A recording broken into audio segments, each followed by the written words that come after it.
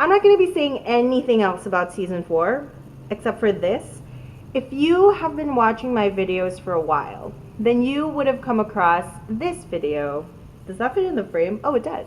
This video, I'm a YouTuber, that I made a couple of months ago. Months? I don't know. What is time? Are we really alive? In that video, I said, also, who the fuck is Yusuf? Who the fuck is And guess what? I think I just got my answer. Hi everyone, how are you? I have a very unreliable tripod right now sitting on my bed, so if I'm moving around and the camera is moving with me, just pretend it's like part of my aesthetic. So today we're going to be talking about season 1 of Skam, and I know what you're thinking. Skam has a first season. I'm kidding, but people get so salty on the internet about that. I'm sweating. This video is going to be all about season 1 and why I like season 1. I'm going to put it out there right now, though, that waiting for season 4 is torture. We all know this. So like, let's just all binge season 1. Number 1. I'm looking over here because I have the notes pulled up. It talks about love and friendship the way that those two topics are supposed to be talked about. And that is truthfully. The truth is not always pretty. It doesn't have to be. Oftentimes, it's so unattractive. It's disgusting. It's like 1 a.m. at the bar, scanning your options. There's the truth. Ava, by the way, is the lead for season 1. I admire her, and at the same time, I hate her. But hear me out. I see a lot of myself in her, especially when I was that age. All of the decisions that she made and all of this confusion of like, what do I want? This is something that I like about Skam as a whole, is that not all of the characters are ultimately good and ultimately bad. And honestly, the 3 main characters of Skam season 1 were so, there's Eva, who's like, oh, I just want things to be good between us. Then goes off with Penetrator Chris. That's my Eva impression, by the way. Like, nailed it, I know. Then there's Jonas, who's like, oh, you don't trust me, you should trust me. Then he was like smoking weed behind her back. Also, Eva's aversion to weed is so fucking, just makes no sense to me. When this girl drinks like nobody's business. Girl, weed's fine. Why do I keep saying girl? Like, that's not me. On the sidelines, there's Isaac also, who's just like, fuck you both. He's got his own issues that he finally dealt with. But like in season 1, I felt so bad for him. Can you see my sweat? I am sweating so much.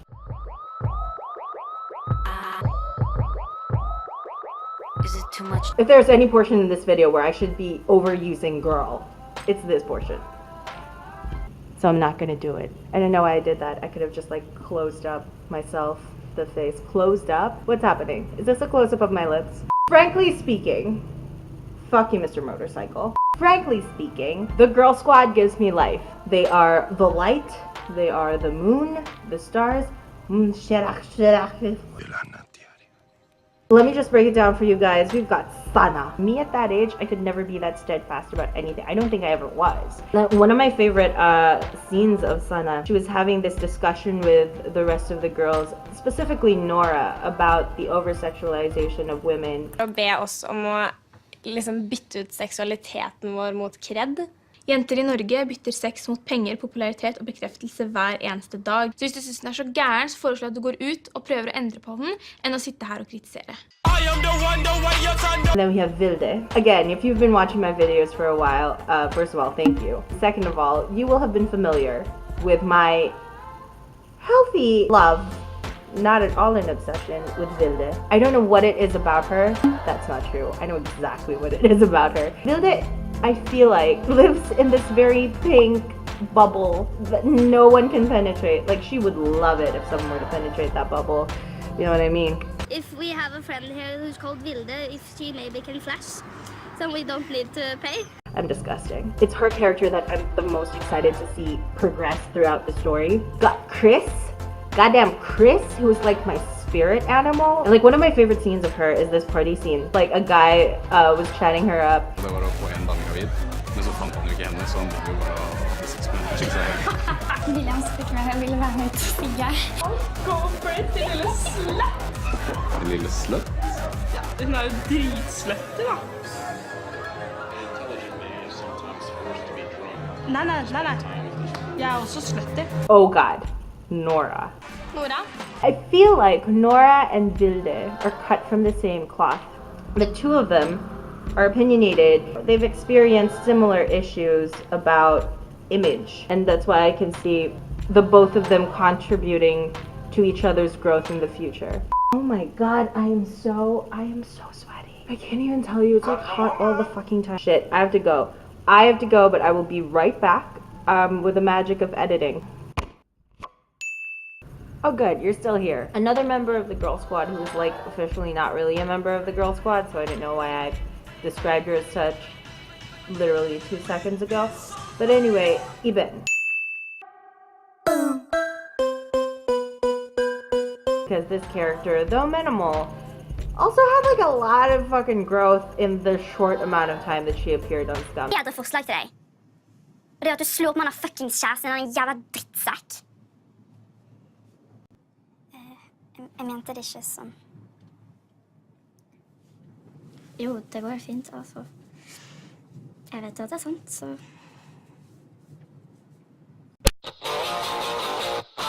I swear to God, like, I honestly thought that they were gonna be a thing. I mean, this is pretty superficial, but just the way that Eva would sometimes look at Nora, it almost seemed like there was a longing there. It doesn't necessarily always have to translate to a sexual or romantic desire. I feel like maybe that look that she was usually always giving Nora came from a place of like, I wish I could be more like that person, which I understand 100%. Remember that scene where Nora kind of asked her to hang out during a Friday, and then Vilde sort of just like just straight up cock blocked the both of them. Som har du narkotikaproblemer?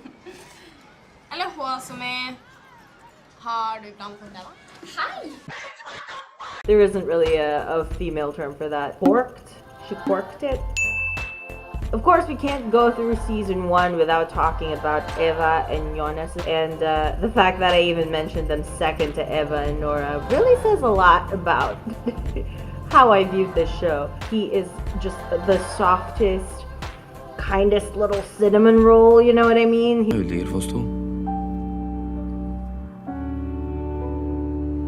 Fordi det oss to.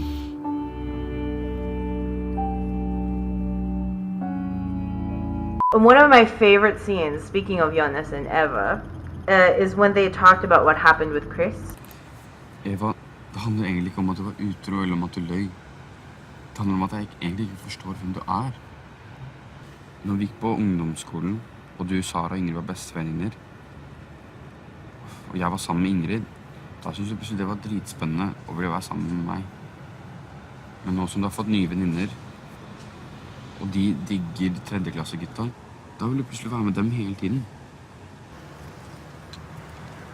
Fordi, hva liker du liksom? Hvem du?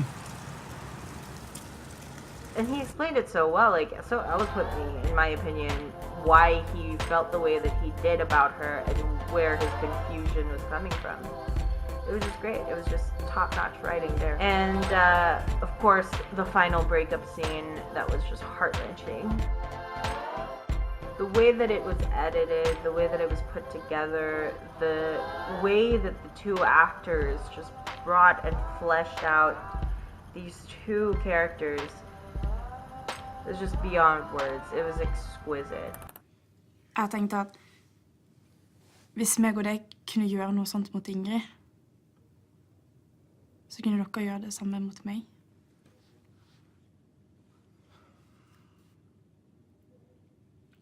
Kanskje jeg tenkte at jeg fortjente det. Usikker og desperat. Dine meninger betydde liksom mer enn mine egne.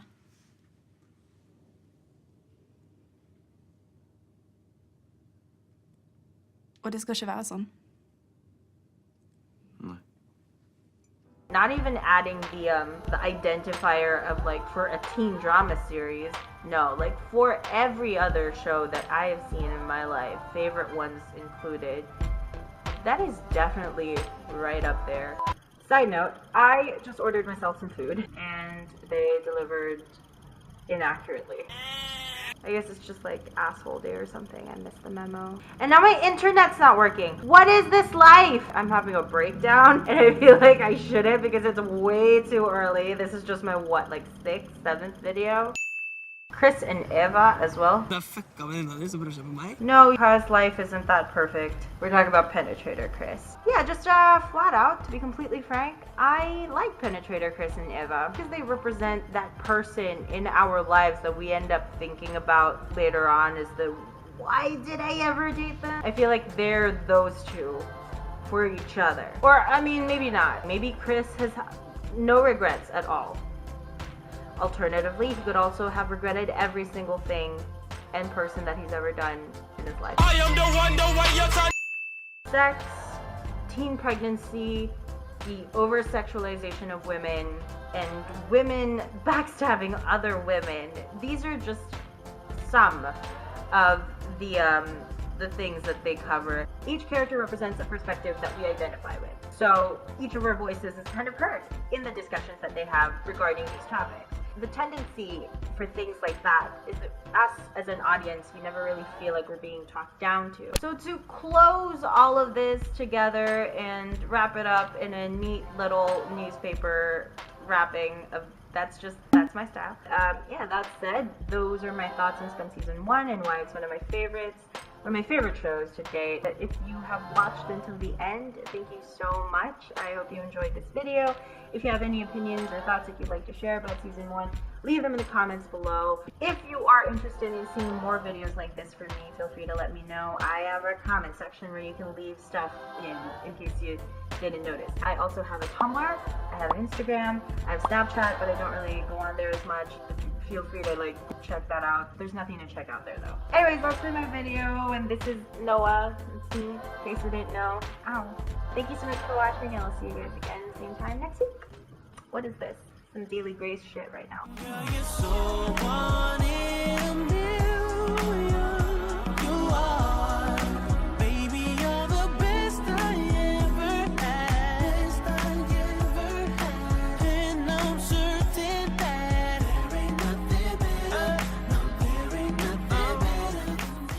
Someone's gonna knock on my door. 3, 2, 1. See ya.